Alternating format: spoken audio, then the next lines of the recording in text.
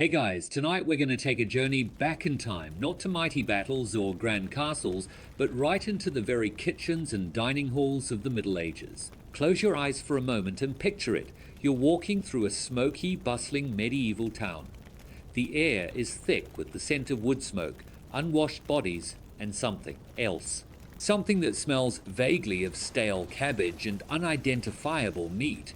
You pass by a grimy stall where a vendor is hawking what looks suspiciously like a blackened lumpy sausage. You feel a sudden pang of hunger and then a wave of nausea because you quickly realize that your modern, discerning palate and likely your stomach probably won't survive this trip. Seriously, what these folks considered a good meal might make your digestive system stage a full-scale revolt. So, before you get comfortable, take a moment to like the video and subscribe, but only if you genuinely enjoy what I do here. And if you're listening, drop a comment with your location and local time. It's always wild to see where everyone's tuning in from. Now, dim the lights, maybe turn on a fan for that soft background hum, and let's ease into tonight's journey together. You find yourself standing in a rather cramped, dark dwelling, typical of a medieval peasant's home. The air is damp, and the only light comes from a small, sputtering fire in the hearth. The smell, you've quickly learned, is a constant companion. What immediately strikes you, if you would appear into the humble larder, is the sheer, overwhelming presence of grain. It's everywhere.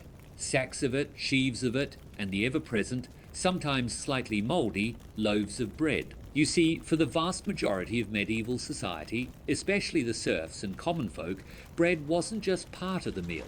It was the meal. It was the backbone, the filler, the utensil, and sometimes the only thing standing between you and gnawing hunger. Imagine your daily life revolving around the harvest. From dawn till dusk, you're toiling in the fields, your hands calloused, your back aching. And what fuels this relentless labor? Most likely, it's a coarse, dark loaf of bread, probably made from rye or barley, perhaps mixed with a bit of oats. This isn't your artisanal sourdough or fluffy white sliced bread.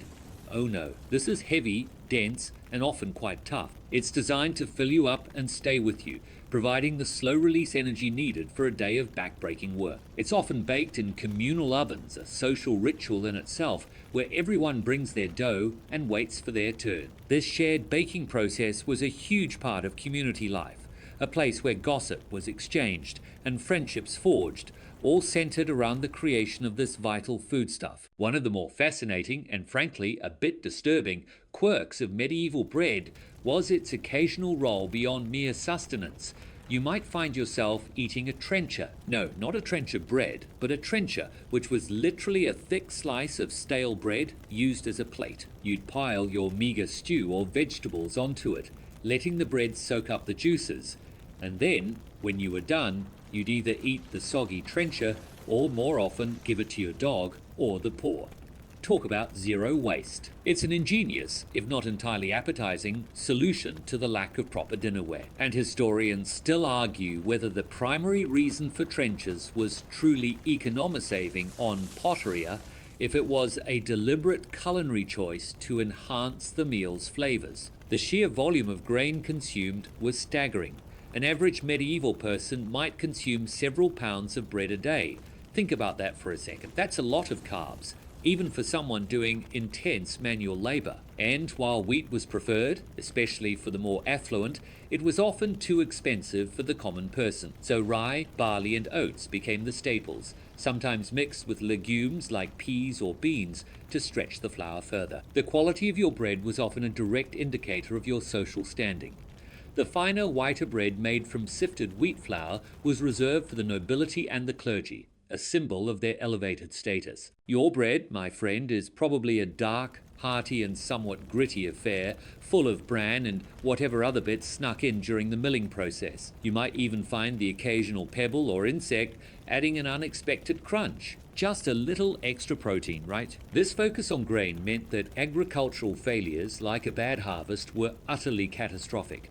Without the grain, there was no bread, and without bread, there was widespread famine. You can imagine the constant anxiety that must have permeated medieval life, knowing that your very survival hinged on the whims of the weather and the fertility of the land. It made every harvest a moment of profound relief, a temporary reprieve from the ever-present threat of starvation. As your journey through time continues, shifting from the medieval peasant's humble kitchen, you suddenly find yourself transported to a distinctly different era, the elegant, yet strictly regimented world of an Edwardian family. The scent of wood smoke gives way to the cleaner, yet still distinct, aroma of coal fires and polished wood. You're now stepping into the early 20th century, a brief but fascinating period of transition between the rigid Victoriana and the modern age. Your first insight into their daily grind begins with waking up Edwardian, early mornings. You'd quickly realize that despite the advancements, ease wasn't always on the menu. Imagine the dawn breaking over a grand Edwardian house, perhaps somewhere in London's leafy suburbs. For the family, the day didn't begin with an alarm clock set to a cheerful tune. Oh no, your wake-up call would likely be subtle, yet insistent. The sound of a distant fire being stoked downstairs, the quiet creak of floorboards above as servants began their duties, or perhaps the gentle drawing of curtains by your maid. There was no hitting the snooze button here. The first sensation you'd feel would be the chill in the air. Despite advancements, central heating, as you know, it was a rarity.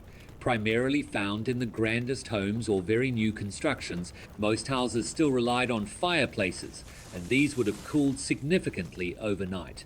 Imagine pulling back the heavy bedclothes to a cold room, your breath perhaps misting slightly in the air. Getting out of bed required a certain fortitude. A mainstream historical fact is the reliance on domestic servants to warm and light Edwardian homes before the family awoke. Maids were typically up before dawn, carrying coal scuttles to light fires in the family's bedrooms and sitting rooms, ensuring that key areas would be warm by the time the residents emerged. This invisible labor was fundamental to the comfort of the Edwardian middle and upper classes, providing a layer of warmth and convenience that was entirely dependent on human effort. Now, for a rather quirky tidbit about personal warmth, the warming pan. Before the fire could take hold, some would use a warming pan.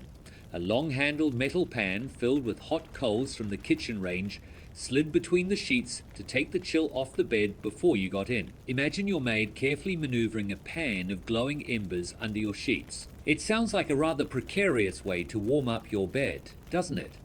One slip, and it's not just a warm bed, but a very hot problem. Historians still argue whether warming pans were primarily a practical necessity due to chilly bedrooms or a charming, comforting ritual that persisted even as other heating methods slowly emerged. Your morning ablutions would also be far from instant.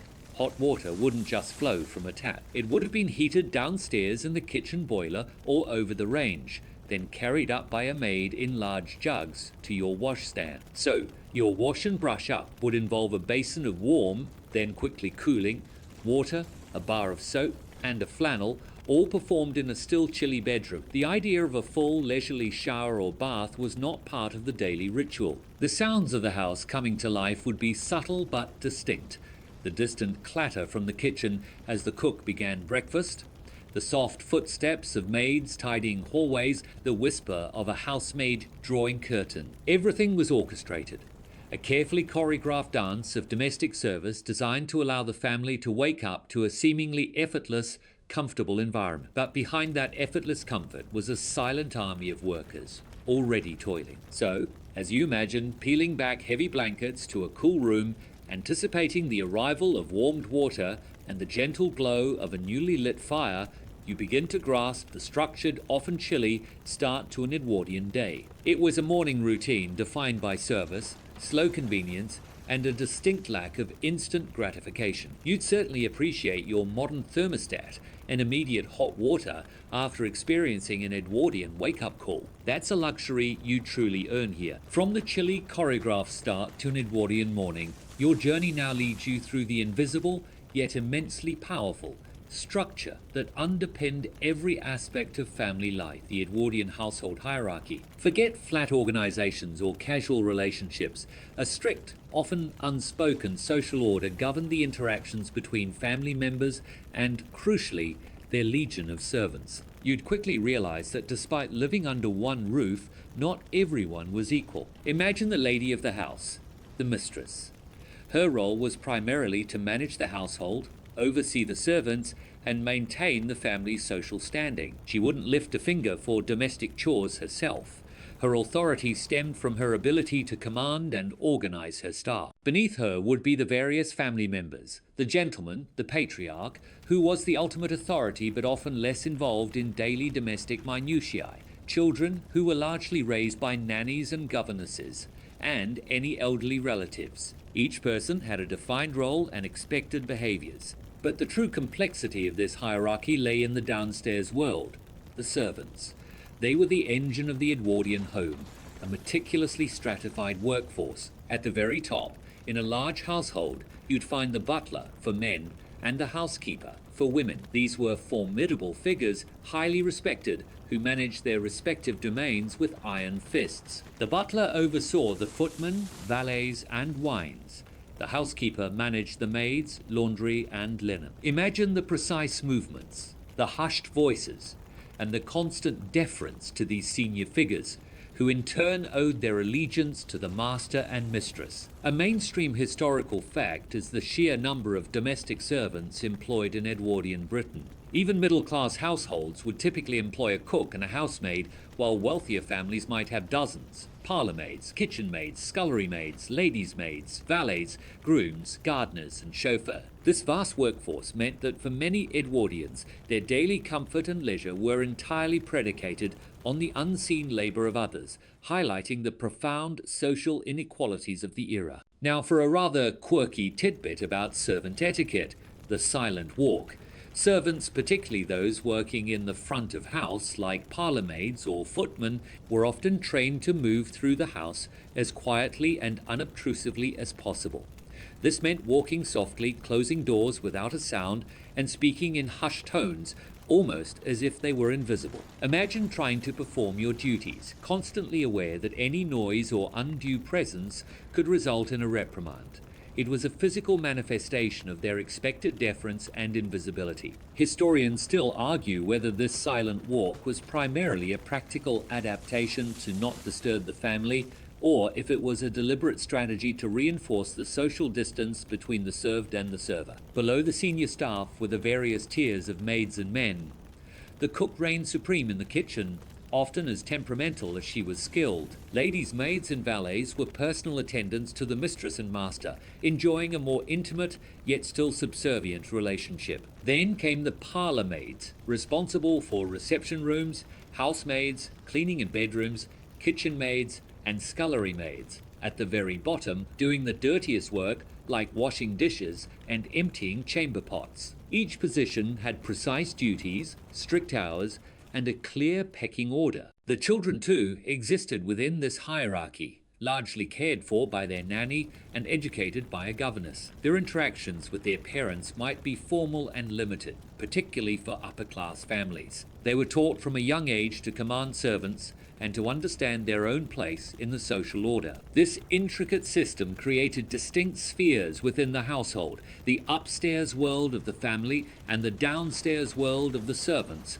connected by hidden staircases, back entrances, and a constant flow of commands and labor. Every bell pull, every polished surface, every perfectly served meal was a testament to this invisible, tireless hierarchy at work. So, as you imagine the hushed movements of the maids, the stern commands of the butler, and the unseen labor churning below stairs, you begin to grasp the sheer social complexity of an Edwardian household. It was a microcosm of a stratified society, where comfort for the few was built on the meticulous, often thankless, efforts of the many. You'd certainly appreciate the independence and casual self-sufficiency of your own home in Ho Chi Minh City after experiencing life within such a rigid, multi-layered social machine. From the intricate social structure of the Edwardian household, your journey now brings you to the morning meal, breakfast. Forget your casual grab-and-go cereals. In an Edwardian family, breakfast was a formal, often silent, affair steeped in social rules and rigid expectations that would make your modern family breakfast seem like a free-for-all. You'd quickly realize that even the first meal of the day was a carefully orchestrated performance. Imagine entering the Edwardian dining room in the morning. It would likely be a somber, formal space, often decorated in darker woods and rich wallpapers, perhaps still a little chilly from the night. The table would be meticulously laid, not by the family themselves, but by a parlor maid who had been up for hours. Gleaming silver cutlery, starched white linen, and perhaps a silver tea service would be arranged with precision. There was no dashing in for a quick bite. You were expected to be properly dressed and seated. The meal itself, for a middle or upper class family, would be substantial and varied, but served with formality. Instead of helping yourself from a buffet, each dish would be presented to you by a servant. You might be offered porridge, kippers, smoked herring, bacon, eggs, toast, marmalade, and coffee or tea. Imagine a maid standing patiently by your chair, offering you each item while you discreetly helped yourself. It sounds almost like a restaurant, doesn't it? But you're expected to engage in quiet, polite conversation, not boisterous chatter. A mainstream historical fact is the importance of the English breakfast as a substantial multi-course meal, often consumed by the middle and upper classes in the Edwardian era. This hearty breakfast was seen as a sign of prosperity and provided sustenance for a day that might involve limited further meals before a late dinner. It contrasted sharply with the simpler fare of the working classes. Now, for a rather quirky tidbit about Edwardian breakfast etiquette, the silent breakfast or limited conversation. While formal, dinner often encouraged polite conversation. Breakfast, however, especially in more traditional households, was often a surprisingly quiet affair. Family members might read newspapers, the men at least, or engage in minimal, necessary conversation. This was seen as a practical way to prepare for the day's tasks without unnecessary chatter, or perhaps simply a continuation of Victorian reserve. Imagine eating your morning meal with little more than the rustle of a newspaper and the clinking of cutlery, with minimal direct interaction. It would feel rather stiff, wouldn't it? Historians still argue whether this quiet breakfast was primarily due to the early hour and a lack of energy for conversation, a lingering Victorian formality, or a deliberate practice to allow family members to collect their thoughts before the day's demand. Children, especially younger ones, might eat separately in the nursery, overseen by a nanny. This further emphasized the formality of the main dining room and allowed the adults to have their meal undisturbed. Even when children did join the adults, they would be expected to observe strict silence and perfect manners. The preparation of this substantial breakfast, of course, fell to the kitchen staff. The cook would have been up long before anyone else, tending to the range, frying bacon, poaching eggs, and brewing tea, ensuring everything was ready precisely on time. The smooth running of the breakfast was a testament to the invisible labor downstairs. So, as you imagine being served your kippers by a silent maid, reading a newspaper in a hushed dining room, you begin to grasp the highly ritualized nature of an Edwardian breakfast. It wasn't about bonding over pancakes. It was about maintaining decorum, observing social rules, and preparing for the day in a structured, often reserved manner. You'd certainly appreciate your loud, casual family breakfasts and the ability to grab a quick coffee without a full production after that. It's Sunday afternoon here in Ho Chi Minh City, and your own breakfast this morning likely bore little resemblance to this Edwardian formality. From the formal, quiet ritual of an Edwardian breakfast, your journey through daily life now takes you to the inevitable next step for any properly dressed Edwardian: dressing and undressing. Forget your comfortable jeans and t-shirts. Edwardian fashion, for both men and women, was a triumph of elaborate layering, rigid construction, and intricate fastenings, making the simple act of getting dressed a lengthy, often uncomfortable, and sometimes multi-person endeavor. You'd quickly realize that personal style came with a high degree of physical commitment. Imagine preparing for your day as an Edwardian lady. This was not a quick affair. You would begin with multiple layers of undergarments, a chemise, a loose lightweight shift, drawers, stockings, and then the critical foundation, the corset. Unlike the extreme hourglass of the late Victorian era, the Edwardian corset aimed for a more S-bend or straight front silhouette, pushing the bust forward and the hips back, creating a long, elegant line. But it was still a rigid garment, often boned with whalebone or steel, and laced tightly by a maid. Imagine being laced into something that fundamentally reshaped your torso, making deep breaths difficult and movement somewhat restricted. It certainly sounds like a mild form of torture, doesn't it? Over the corset came more layers: a camisole, a petticoat or two, often elaborately trimmed, and perhaps a corset cover to smooth the lines. Then finally, the elaborate day dress with its high necklines, often puffed sleeves, and long flowing skirts. These dresses, made of wool, silk or cotton, could be heavy and voluminous, requiring careful management to avoid tripping. Fastenings were numerous: tiny buttons, hooks and eyes and snaps, often at the back, necessitating the help of a lady's maid. Imagine having to rely on someone else just to get your dress done up every morning. A mainstream historical fact is the pervasive influence of the corset on the female silhouette throughout the Edwardian era, and indeed much of the 19th century. Despite evolving styles, the corset remained a foundational garment for respectable women, shaping the body to conform to contemporary ideals of beauty and proper posture. Its gradual decline in popularity in the 1910s marked a significant shift towards more liberating female fashion. Now, for a rather quirky tidbit about Edwardian fashion and cleanliness, the dust ruffle or hem protector. Given the long trailing skirts that swept the often dirty streets, many Edwardian dresses had an inner fabric strip or even a specialized brush braid sewn onto the hem of the skirt. This collected dirt and dust and could be easily removed and cleaned or replaced, protecting the main fabric of the dress. Imagine a little dirt catcher sewn into the bottom of your elegant gown. It highlights the practical realities that even high fashion had to contend with in a less than spotless world. Historians still argue whether the hem protector was primarily a practical solution to preserve expensive garments, or if its necessity subtly reinforced the idea that women belonged indoors, away from the grime of the streets. Men's dressing, while less physically restrictive than women's, was no less formal. Gentlemen would wear starched collars, often detachable and incredibly stiff, ties, waistcoats, and tailored suits of heavy wool. Shoes had to be polished daily, and hats, bowlers, fedoras, or top hats were essential for outdoor wear.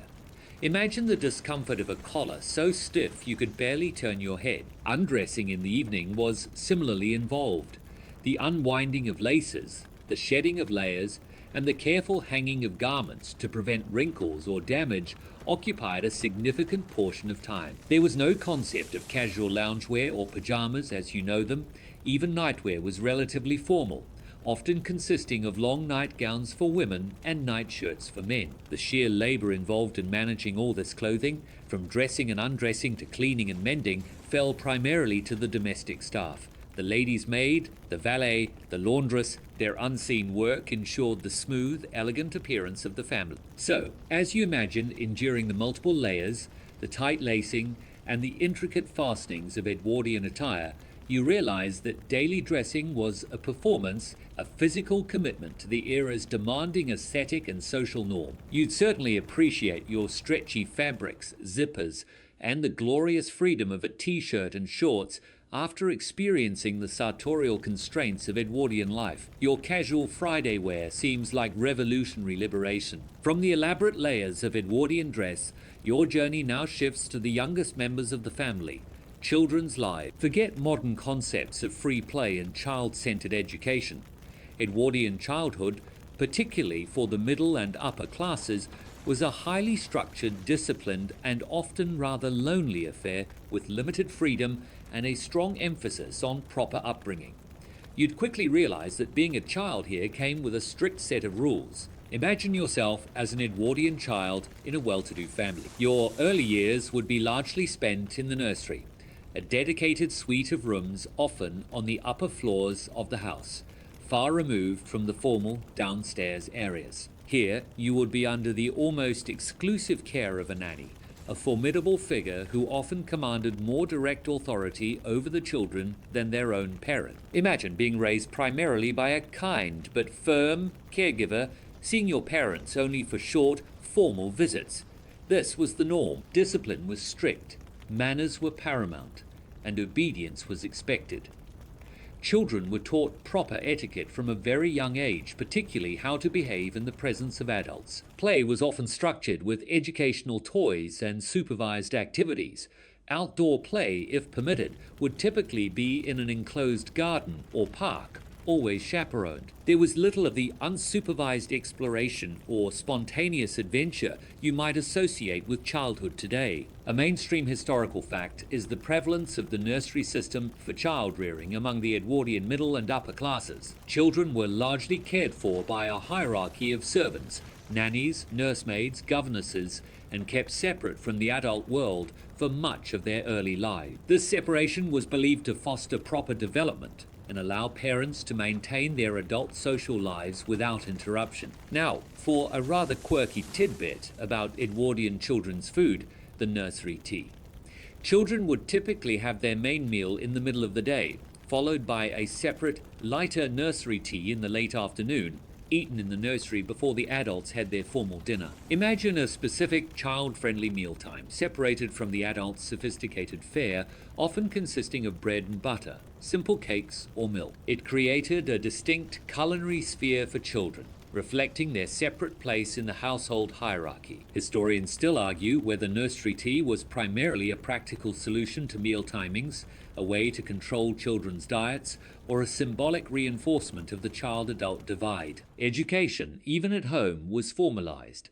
Young children would learn basic literacy and numeracy from their nanny or a governess. Later, boys would likely be sent away to boarding schools, public schools as they were called in Britain, around the age of 8 or 9, while girls might continue with a governess or attend day schools, emphasizing accomplishments like music, art, and languages. The focus was on preparing them for their future roles in society, not necessarily on fostering individual creativity or free thought. Interaction with parents was often formal and reserved. A daily drawing room hour might be set aside for children to visit their parents, dressed in their best clothes, expected to be quiet, polite, and well-behaved. Affection, while present, was often expressed less openly than in modern families. Childhood, in many ways, was a preparation for adulthood, a period of strict discipline and learning. Even illnesses were handled within this structured system. A sick child would be cared for in the nursery by the nanny, with the doctor visiting them there, often keeping the illness contained away from the rest of the household. So, as you imagine navigating a childhood defined by nannies, strict schedules, and formal interactions, you realize that Edwardian childhood was a remarkably disciplined and sometimes isolated experience. It was a world where play was structured, education was rigorous, and freedom was limited, all in the service of producing well-mannered, socially acceptable adults. You'd certainly appreciate the messy, boisterous, and often unstructured play of modern childhood and the close, informal bonds with parents after this glimpse into the Edwardian nursery. Your childhood here in Ho Chi Minh City would have been remarkably different. From the structured, disciplined world of Edwardian childhood, your journey through the daily life of an Edwardian family now leads you to the true engine room of the household, the kitchen. Forget the gleaming, minimalist designs of today. An Edwardian kitchen was a fascinating blend of old-fashioned drudgery and slowly emerging modernizing technologies, still requiring immense labor, but hinting at the domestic revolutions to come. You'd quickly realize that despite new gadgets, effort was still king. Imagine stepping into an Edwardian kitchen, often located in the basement or at the back of the house, deliberately separated from the family's living areas to contain noise, heat, and odors. The dominant feature would be the kitchen range, a large, cast-iron behemoth, much like its Victorian predecessor, but often more sophisticated. It was fueled by coal or wood, constantly needing to be stoked, cleaned, and polished. Picture the cook, often a formidable figure, constantly tending this beast, managing multiple ovens and hot plates. The heat from the range would be intense, making the kitchen a sweltering environment. especially in summer. While the range was central, you might also see hints of modernity. Gas cooking stoves were becoming more common, offering cleaner and more controllable heat, though many households still preferred the reliability of the coal range for major cooking. Early electric appliances were rare luxuries, usually confined to very wealthy homes, but the idea of them was in the air. Imagine the cook wrestling with a stubborn coal range for a large roast, while perhaps a new small gas ring bubbled away for a quick sauce. It was a fascinating juxtaposition of old and new. A mainstream historical fact is the gradual transition from open hearth or coal-fired ranges to gas cooking stoves in Edwardian kitchens. While coal remained dominant, the Edwardian era saw the increasing popularity of gas as a cleaner, more efficient, and easier to control fuel for cooking, particularly in urban areas with piped gas supplies. This shift marked a significant step towards modern kitchen technology,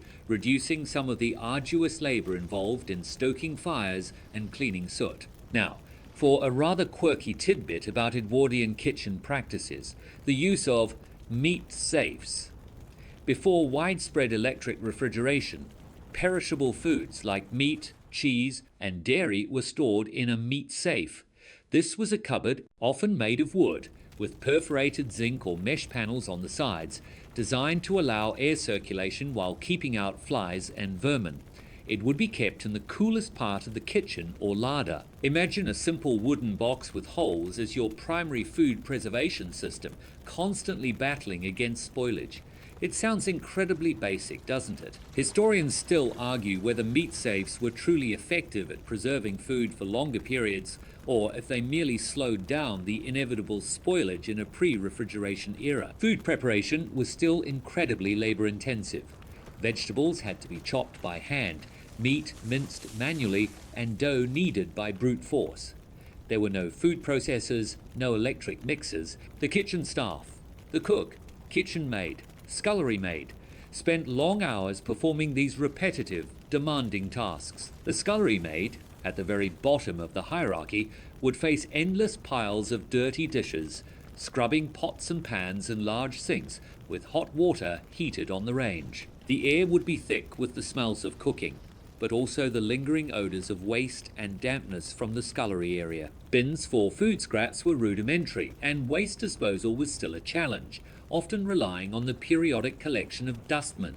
The kitchen, despite its hidden location, was a sensory hub of intense activity and often overwhelming aromas. So, as you imagine the immense heat from the range, the clatter of pots, and the relentless, physically demanding labor, you realize that the Edwardian kitchen was a nexus of tradition and slow-moving innovation. It was a place where modernizing ideas met the stubborn reality of manual drudgery, paving the way for the automated kitchens of your future. You'd certainly appreciate your electric oven, microwave, and dishwasher after just an hour in that Edwardian heat. It makes your modern cooking appliances feel like pure magic. From the hot, labor-intensive world of the Edwardian kitchen, your journey through daily life now takes a significant turn towards greater comfort.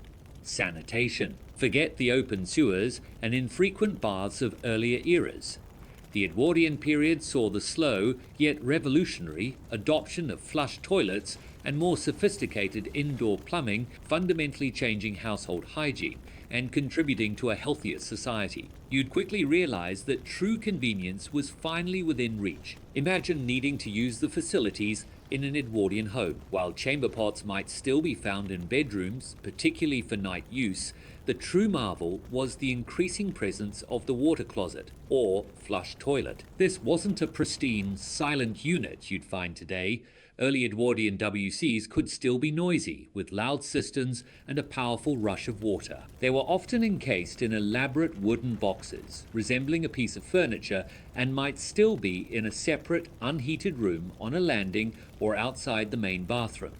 But crucially, they flush. The gradual adoption of proper indoor plumbing meant that hot and cold running water became more common, though rarely as ubiquitous or instantly available as today. Large copper boilers in the kitchen or scullery would heat water, which was then circulated to a dedicated bathroom, typically featuring a large, claw-footed cast-iron bathtub. Filling the bath was no longer a major production of maids carrying buckets of hot water.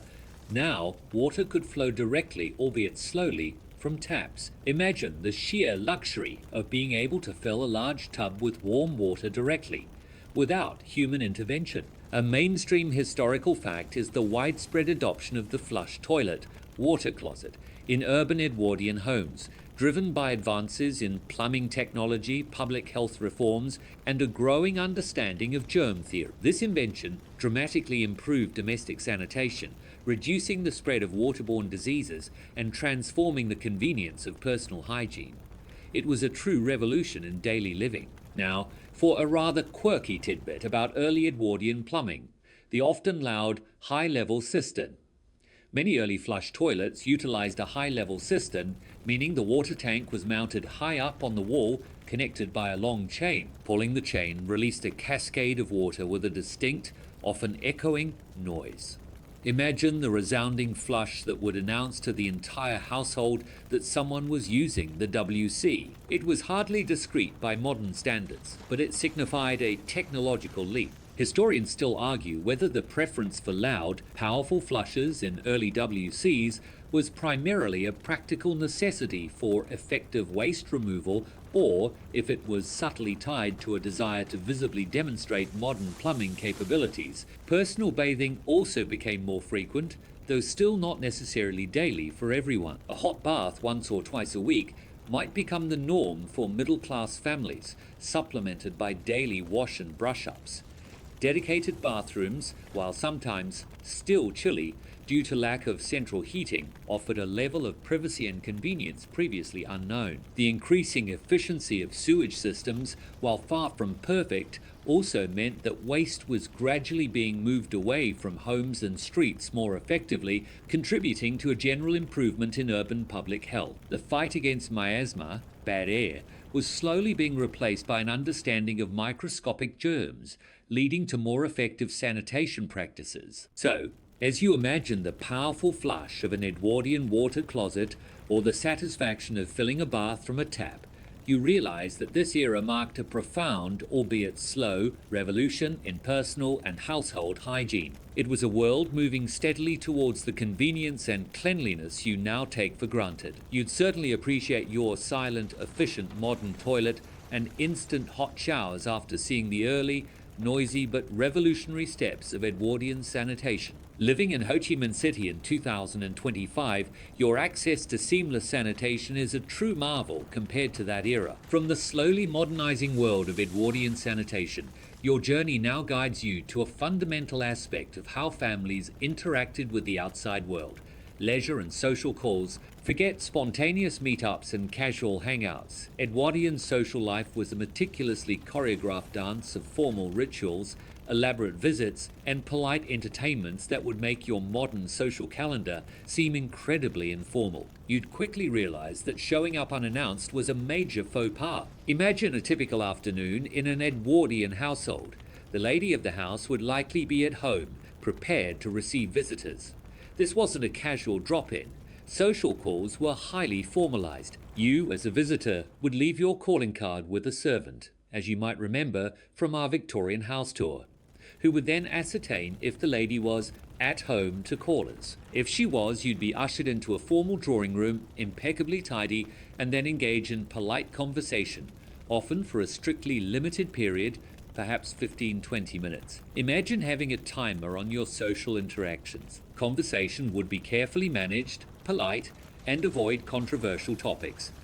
The weather, local gossip, mild of course, recent travels, or cultural events were acceptable. Deep personal revelations were strictly off limits. Tea and small biscuits might be offered, served by silent maids.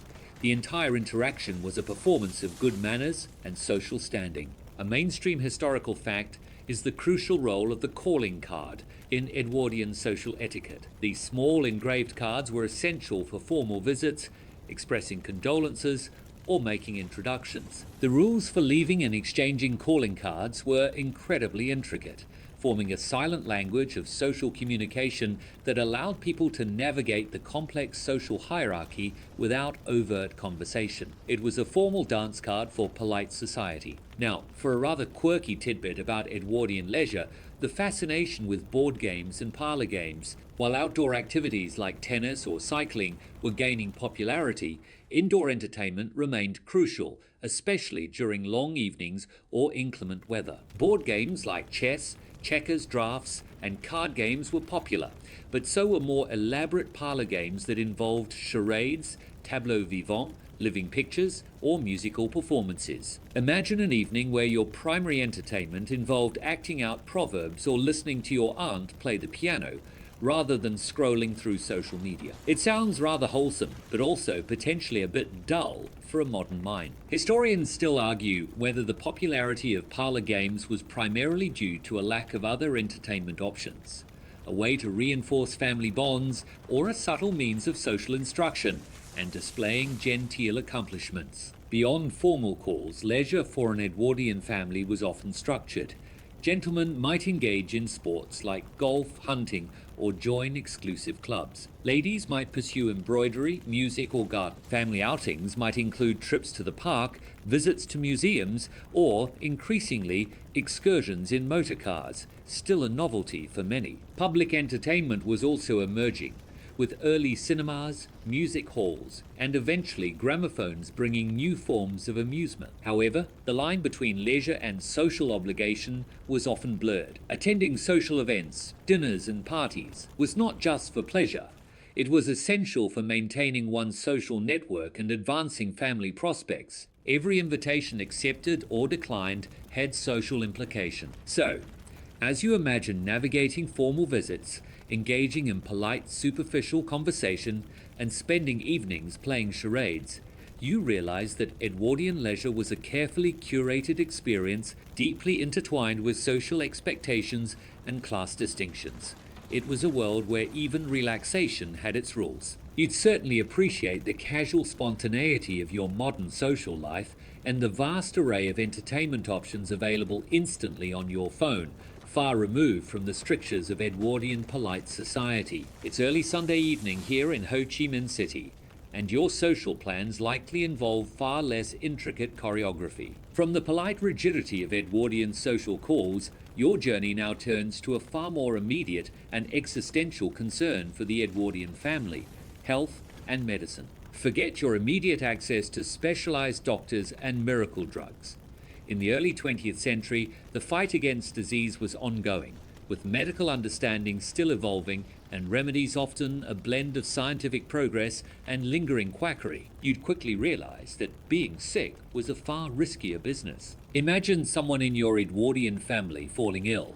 Perhaps a child develops a persistent cough, or a parent suffers from a mysterious fever. Your first course of action might be to consult a family doctor, a general practitioner who would make house calls. While some doctors were well trained, their understanding of disease was still limited compared to today. Germ theory was gaining acceptance, but its implications weren't fully understood or applied to all medical practices. Diagnosis was often based on symptoms, not advanced tests, and treatments were frequently empirical rather than targeted. Common illnesses like tuberculosis, consumption, influenza, diphtheria, and pneumonia were still widespread and often deadly, particularly among the poor. Imagine the constant fear of contagion, knowing that a seemingly minor cold could escalate into a life-threatening illness. Families would often self-quarantine, and sick rooms would be aired out, but true understanding of how diseases spread was incomplete. A mainstream historical fact is the high infant mortality rate that persisted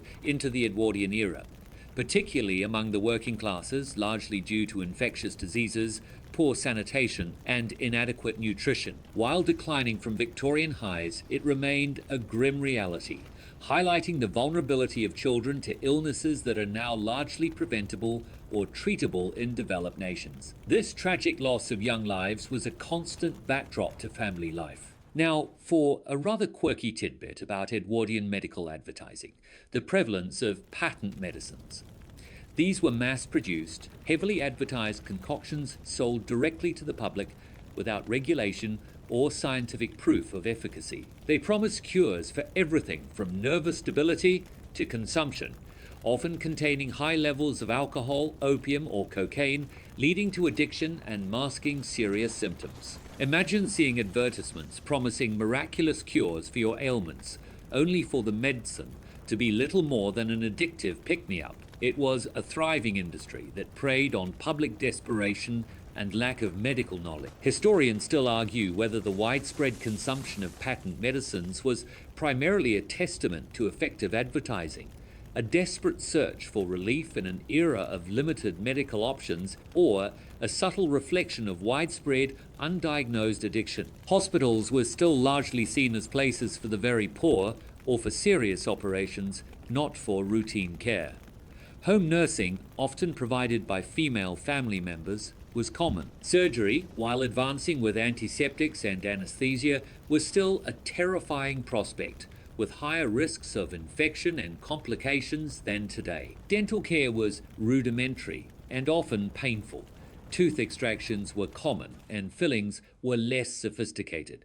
Many people suffered from chronic toothache and gum disease. Eye care was also limited, with spectacles being the primary form of vision correction. The air quality, particularly in urban areas, contributed to respiratory illnesses due to widespread coal burning for heating and industry. Personal hygiene, while improving with the advent of indoor plumbing, still lacked the scientific rigor of germ theory, meaning everyday habits could still lead to illness. So, as you imagine a family battling a persistent illness with a mixture of hope, prayer, and dubious patent medicines, you realize that Edwardian health was a constant negotiation with invisible threats. It was a world where medical progress marched hand in hand with lingering ignorance, and where illness was a far more terrifying and common adversary. You'd certainly appreciate your modern healthcare system, advanced diagnostics, and effective medications after this glimpse into the Edwardian sick room. The robust medical facilities and public health campaigns in Ho Chi Minh City today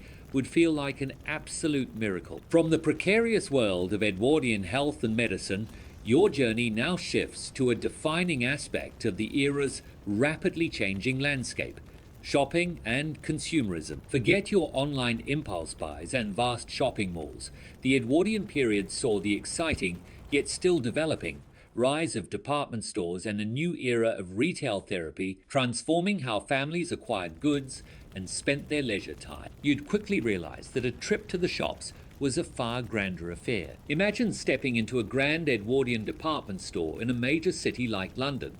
These were not just shops. They were temples of consumerism, designed to dazzle and delight. Picture enormous multi-story buildings with opulent facades, often adorned with grand awnings and decorative window displays. Inside, the sheer scale would be breathtaking.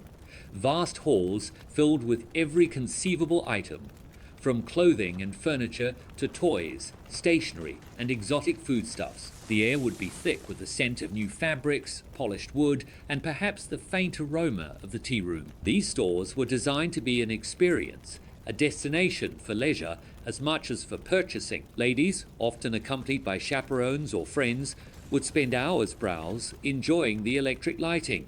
Still a novelty, the plush carpets, and the attentive service from shop assistants in smart uniforms. Imagine the thrill of seeing hundreds of items displayed beautifully, rather than having to order them from a small catalogue or from a specialist merchant. It was a sensory overload, a glimpse into a world of abundant goods. A mainstream historical fact is the rise of the department store as a central feature of Edwardian retail and social life. Pioneered in the mid-19th century, these stores offered a wide range of goods under one roof, fixed prices, reducing haggling, and amenities like tea rooms, restrooms, and even reading lounges. They democratized luxury to a degree, making goods accessible to the burgeoning middle classes and transforming shopping into a leisure activity for women. Now, for a rather quirky tidbit about Edwardian shopping convenience, the cash railway or pneumatic tube system. To handle cash transactions quickly and discreetly in large department stores,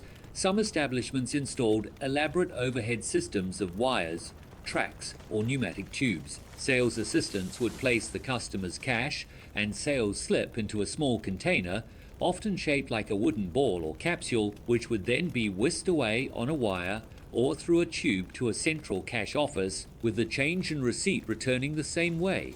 Imagine your money literally flying through the air above your head. It was an ingenious, if slightly Rube Goldberg-esque, solution to efficient transaction processing before electronic till. Historians still argue whether these cash railway systems were primarily for efficiency and security, or if they added to the theatrical modern appeal of the department store experience. Beyond the grand department stores, shopping still involved a network of smaller, specialized shops: the butcher, the baker, the grocer, the chemist. For working-class families, daily shopping would often involve trips to local markets or small, independent shops, where goods were often sold loose and haggling was common. Payment was primarily by cash, though credit could be extended at local shops for trusted customers. Advertising was becoming increasingly sophisticated, with colorful posters, newspaper advertisements, and elaborate window displays enticing consumers. Consumer culture was taking root,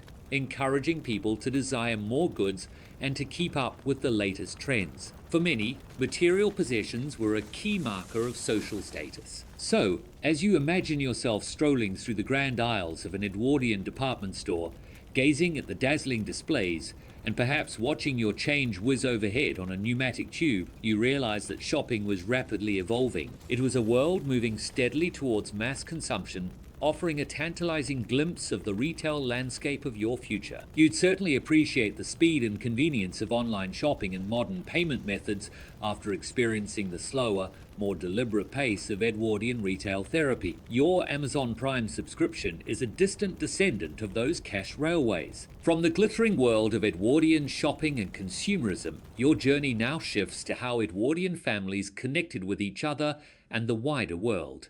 Communication. Forget your instant global networks and video calls. The early 20th century saw rapid advancements in communication, but it was still a far slower, more deliberate process, with the telephone and telegram beginning to revolutionize how messages were sent. You'd quickly realize that true immediacy was still a distant dream. Imagine needing to contact someone across town or in a distant city. For much of the Edwardian era, the letter remained the primary method of communication. As we've seen from earlier periods, this involved pen, ink, paper, careful composition, and reliance on the postal service. However, the postal service itself was incredibly efficient by now, with multiple collections and deliveries daily in urban areas, meaning a letter could often reach its destination within hours in the same city or a day or two across the country. Imagine the anticipation of waiting for the postman to deliver a handwritten reply. But the true revolution was happening quietly. The rise of the telephone. While invented in the late Victorian era, it became increasingly common in Edwardian homes and businesses, particularly for the middle and upper classes. Imagine the novelty of hearing a voice directly from miles away, crackling faintly through a receiver. Telephones were still often shared. On party lines, where multiple households shared a single line, required operators to connect calls, and was seen as a luxury. Conversations were often brief and to the point, quite unlike your lengthy modern phone calls. A mainstream historical fact is the rapid expansion of the telephone network during the Edwardian period, transforming business and personal communication, particularly for the more affluent. While it started as a luxury, its convenience quickly made it indispensable for those who could afford it, offering a level of immediacy previously unknown. This era truly marked the beginning of instantaneous, albeit rudimentary, voice communication over distance. Now, for a rather quirky tidbit about Edwardian communication, the telegram boy. For truly urgent messages that needed to cross longer distances more quickly than the post, the telegram was king. Messages were sent via Morse code by telegraph operators and then hand-delivered by uniformed telegram boys, often on bicycles. Imagine the distinctive knock at your door, signaling an urgent message delivered by a young boy on a bike. It was the fastest form of long-distance communication available, but still relied on human messengers for the last mile. Historians still argue whether the perceived urgency and formality of telegrams made them more impactful than modern instant messages, or if their cost limited their true social penetration. News travelled much faster than in earlier eras. Newspapers were widely read, published daily, and increasingly covered national and international events. Newsreels in cinemas provided visual updates. However, the 24-hour news cycle was unimaginable. Information still moved at a human pace, shaped by print deadlines and telegraph lines. Communication within the home also saw small shifts. While servants were still often summoned by bell pulls, the internal telephone system, an early intercom, began to appear in larger homes, allowing the mistress to directly call the kitchen or the nursery without shouting or sending a maid. These were luxury items, but streamlined domestic management. Despite these advancements, spontaneity was limited. Arranging a social call still required planning, often through letters or calling cards, not a quick text message. Public discourse was shaped by printed media and public speeches, not viral tweets. The world was connecting, but at a deliberate, measured pace. So, as you imagine carefully composing a letter, making a crackling phone call through an operator, or waiting for the telltale knock of a telegram boy, you realize that Edwardian communication was a fascinating blend of traditional formality and burgeoning technology. It was a world on the cusp of true global connectivity, but still rooted in physical processes. You'd certainly appreciate your smartphone, social media, and instant messaging after experiencing the comparative slowness of Edwardian communication. Your ability to connect with anyone, anywhere, at any time feels like a superpower compared to their best efforts. From the rapidly evolving world of Edwardian communication, your journey now shifts to a foundational aspect of shaping young minds and future lives: education. Forget your standardized curricula, universal access, or modern teaching methodologies. Edwardian education was a stratified system, with opportunities varying wildly by social class and often focused on preparing individuals for very specific roles in society. You'd quickly realize that your access to learning was entirely dependent on your birthright. Imagine being an Edwardian child. Your educational experience would be dictated almost entirely by your family's social standing. For the upper classes, particularly boys, education often began at home with a governess, for girls too, then typically moved to exclusive boarding schools, like Eton or Harrow, what the British called public schools, around the age of 8 or 9. Here, the focus would be on classical languages, Latin and Greek, history, mathematics, and sports, designed to prepare them for university and a life of leadership in politics, military, or the church. Imagine a rigorous, often harsh, environment far from home, with cold dormitories and strict discipline. Girls from wealthy families might continue with a governess at home or attend private day schools where the curriculum focused more on accomplishments like music, drawing, modern languages, and household management, preparing them for marriage and managing their own future households. While academic rigor was sometimes present, it was often secondary to social graces. A mainstream historical fact is the significant role of private fee-paying schools in Edwardian education, particularly for the upper and middle classes. These institutions reinforce social stratification, providing a distinct and often superior education that prepared children for elite positions while simultaneously excluding the vast majority of the population who could not afford the fees. Access to quality education was a clear marker of privilege. Now, for a rather quirky tidbit about working class education, the ragged schools and penny schools. For the poorest children, formal schooling was a luxury. Instead, they might attend ragged schools, free institutions run by philanthropists, offering basic literacy and numeracy, often with a strong moral and religious component. Penny schools charged a minimal fee, literally a penny a week. Imagine a crowded, chaotic classroom with children of all ages, learning rudimentary skills with worn textbooks or slates, often taught by untrained teachers. It highlights the vast disparity in educational opportunities. Historians still argue whether these philanthropic schools genuinely offered a pathway out of poverty, or if they primarily served to instill social discipline and provide basic literacy for a burgeoning industrial workforce. For the vast majority of working class children, formal education was often brief. Many left school as young as 12 or even earlier unofficially to enter the workforce, contributing to the family income. Their education shifted to practical skills learned on the job in factories, mines, or domestic service.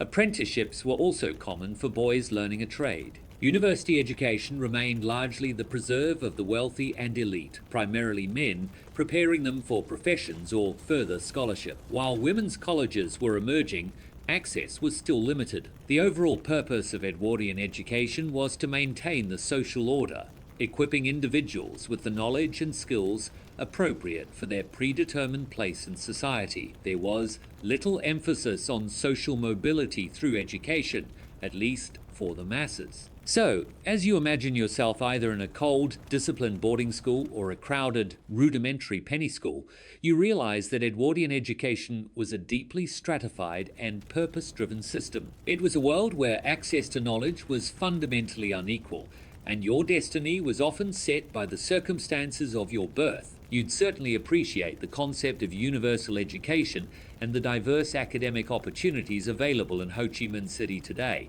far removed from the rigid class structures of the Edwardian schoolroom. It's early Sunday evening here, and the quiet of your study feels like a privilege after contemplating those Victorian realities. From the stratified world of Edwardian education, your journey now shifts to the fundamental engine of the era's economy and the daily grind for millions. Work outside the home. Forget your diverse career paths and gender equality in the workplace. The Edwardian period saw a complex, often harsh, landscape of labour, with distinct roles for men and women and a relentless focus on earning a living. You'd quickly realise that for most, work was grueling and options were limited. Imagine a typical Edwardian workday. For men, particularly those from the middle and upper classes, work might involve commuting to an office in the city, dressed in a formal suit. They would work as clerks, managers, professionals, lawyers, doctors, or in finance. Their days would be long, often from 9 a.m. to 5 p.m. or later, involving meticulous paperwork, correspondence, and client meetings. Imagine the hushed, gas-lit offices filled with the scratching of pens and the murmur of quiet conversation. For working-class men, the labor was far more physically demanding and dangerous. They might toil in factories, mines, docks, or railways. Hours were incredibly long, often 10-12 hours a day, 6 days a week, with little in the way of safety regulation. Imagine the deafening noise of a textile factory, the suffocating dust of a coal mine, or the back-breaking labor of unloading ships. Accidents were common, and compensation was minimal. A mainstream historical fact is the dominant role of industrial and manual labour for working-class men in Edwardian Britain. Vast numbers of men were employed in heavy industry, manufacturing and transportation, forming the backbone of the British Empire's economic might. This labour was often repetitive, dangerous and poorly paid, with little job security. Now for a rather quirky tidbit about a surprising Edwardian male occupation, the knocker-up.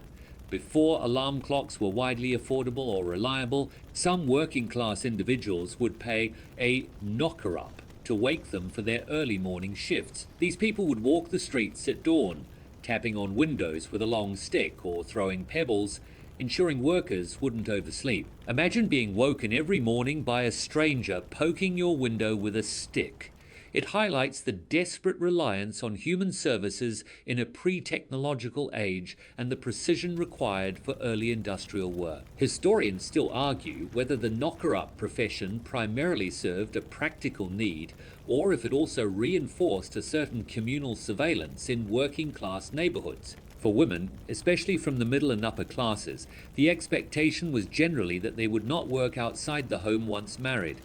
Their work was managing the household and overseeing servants. However, some unmarried middle-class women might work as governesses, teachers, or in emerging clerical roles like typists or telephone operators if they needed to support themselves. These roles were seen as more respectable than manual labor. For working-class women, paid labor was often a necessity. They might work in factories, often in textile mills, in dangerous conditions and for low wages, as laundresses or, most commonly, as domestic servant. Domestic service, while offering room and board, involved long hours, low pay, and little personal freedom, as we've discussed. Imagine spending your days scrubbing floors, hauling coal, and cooking meals for another family, often living in cramped conditions. The changing roles for women were slow, but subtle shifts were occurring, particularly in the types of clerical work becoming available. So, as you imagine the long hours in a bustling office or the deafening noise of a factory floor,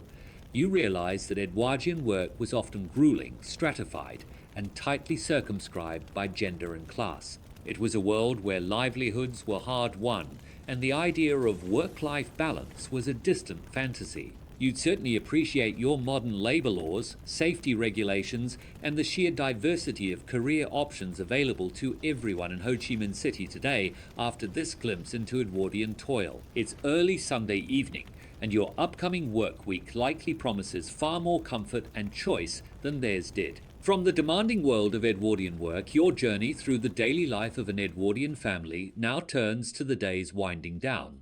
Evenings. Forget your Netflix binges and casual dinners out. Edwardian recreation was often structured, home-based, and deeply intertwined with social rituals, reflecting a slower pace of life and a different understanding of entertainment. You'd quickly realize that a quiet night in was often a well-deserved and intentional ritual. Imagine an Edwardian evening after the main meal, which for middle and upper classes was a late dinner, typically served around 7 or 8 p.m. The gas lights would be lit, casting a warm, yellowish glow over the drawing room or parlor. Fires would be stoked, creating cozy pockets of warmth. This was the time for family and intimate social interaction, or for individual pursuits within the home. For the gentleman of the house, after dinner, he might retire to the study to read newspapers or books, write letters, or manage household accounts. He might enjoy a cigar or a pipe. For the lady, her evening might involve needlework, embroidery, knitting, playing the piano, reading, or overseeing correspondence. Imagine a quiet scene, perhaps the rustle of a newspaper, the gentle clink of knitting needles, or the soft notes of a piano, creating a peaceful domestic soundtrack. A mainstream historical fact is the importance of reading aloud as a family evening pastime. With literacy rates increasing but books still relatively expensive, it was common for one family member to read aloud to the others from a novel, a newspaper, or a collection of poems. This was a communal activity that combined entertainment, education, and family bonding. Imagine gathering around the fire, listening intently to a story unfold, without the distractions of a screen. Now, for a rather quirky tidbit about Edwardian musical evenings, the parlor piano and sing-along. The piano was a central feature in many middle-class Edwardian homes, symbolizing refinement and providing a ready source of entertainment. Family members and guests would often gather around the piano for sing-alongs, playing popular songs, hymns, or classical pieces. Imagine a lively evening, filled with amateur musical performances and enthusiastic, if not always tuneful, communal singing. It was a very hands-on, self-made form of entertainment. Historians still argue whether the widespread popularity of parlor music was primarily a genuine love of music, a display of cultural accomplishment, or a practical way to entertain guests in an era with limited commercial entertainment options. Social calls and small gatherings might also take place in the evening, as we explored earlier. Guests would come for tea, conversation, or to play card games like bridge or whist. Larger households might host more elaborate soirees with music, dancing, or theatrical performances by amateur groups. It was a world where hospitality was a key part of evening social life. For working-class families, evenings would be simpler. After a long day of labor, they might gather in a small living room, sharing stories, perhaps playing simple board games, or reading a newspaper aloud. The local pub was a common male pastime, offering warmth and camaraderie. Leisure time was precious and often focused on recuperation and basic relaxation. Bedtimes were generally earlier than today, reflecting the lack of extensive artificial lighting and the need for early start. The ritual of banking the fire, preparing it to burn slowly overnight, and perhaps filling a warming pan would be the final acts before retiring to the chilly bedrooms. So, as you imagine the quiet lamplit rooms, the gentle rustle of a turning page, or the cheerful, if off-key sounds of a family sing-along, You realize that Edwardian evenings were a structured, often intimate counterpoint to the day's demands. It was a world where entertainment was often self-made, and social connection was fostered through direct interaction, without the constant digital distractions of your modern life. You'd certainly appreciate your unlimited entertainment options and the freedom to spend your evenings exactly as you please after this glimpse into their more constrained, yet perhaps more focused, forms of recreation. The vibrant nightlife of Ho Chi Minh City, even this Sunday evening, feels like an entirely different universe of leisure.